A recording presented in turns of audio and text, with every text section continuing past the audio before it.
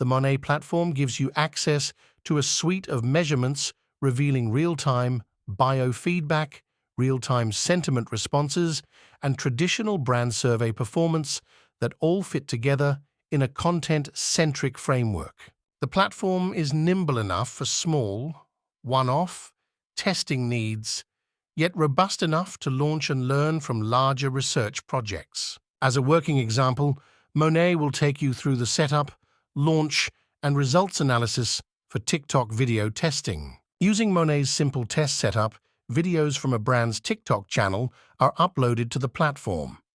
The testing type in this case will be mobile-only, vertical video format.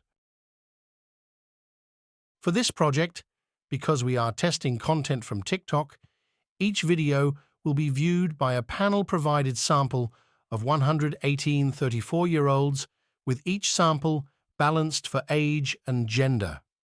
In the survey setup, standard questions based on your content category will appear by default. You are only asked to input brand and competitor details. Doing so creates a category list for viewers to answer questions about recall of and motivation toward your brand.